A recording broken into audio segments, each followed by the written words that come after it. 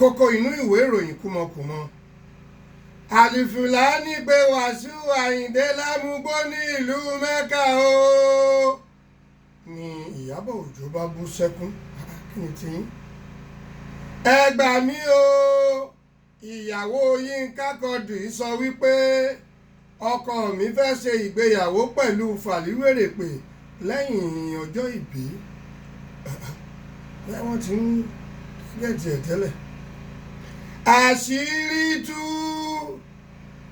Damije mákẹ́tà yá mọ́tò lọ́wọ́ dílà wá síbi ìnáwó Yínká Quadri ni Wàsíù Àyìndé bá sọ pé ṣe kárí mi Damije pọ̀.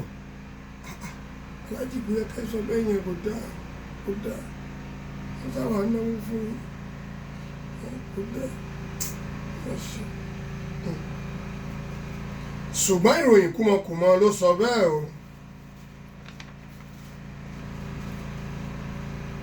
Ẹ̀ka alẹ́ Ògúnléjà Wúdẹ̀ ló ń kí yín. Aláṣejù Babajẹ́nrọ́lá ti fi ẹsẹ̀ méjèèjì ta ajá nípa láti iléeṣẹ́ Ojúkòkòrò Evangelical Ministry orí òkè Kòmátà ṣàrà lójú ọ̀tá tó ń wò mí tẹ̀gbintẹ̀gbin kọ́tàtò 230 la wà ní ìlú Èkó. Ẹ máa bá wa bọ̀.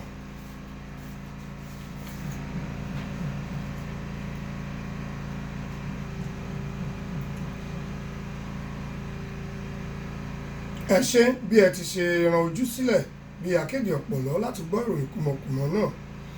Alhaji Alifulani Kéwúlérè ọmọ gbogbo àáfàá àgbáyé fi ìbínú ṣe pírẹ́yà ẹ̀mí gígùn fún Alhaji Wàsíù Àyìndé Kwam1 bàbá bọ̀bọ́ ọmọ na ọmọ pa ògbórí ìyátàkà sọmọ àjàǹpàtì ẹpọ̀n fẹ́nu fọyàn.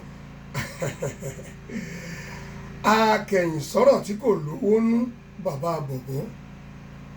Alifulani fi yé wa wípé oore pàtàkì kan ti wà tí bàbá bọ̀bọ́ ti ṣe fún àwọn ní ìgbà tí àwọn wà ní ilé kéwú tí àwọn ṣẹ̀ṣẹ̀ rántí ní 2007.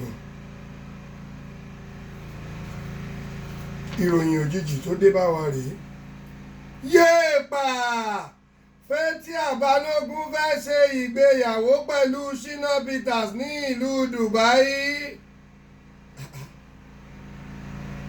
Shina Peters sọ wípé ó pẹ́ tí ojú òun ti wà lára rẹ̀ tó ó lè má jẹ́ ìyìn láridé ní ti ìròyìn kúmọkùmọ ti ọ̀sẹ̀ yìí. Fathia Balogun ló kọ ìròyìn náà sílẹ̀ nígbà tí màmá wa Ìyábọ̀ Òjó tó tú ní èdè Yorùbá sí èdè abínibí.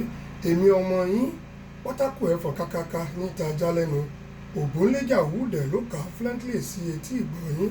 Gbogbo wa ni kí ẹ mú o, ìyókù tún di ní ọjọ́ méje. Imú yín ni kí ẹ máa fi mí o.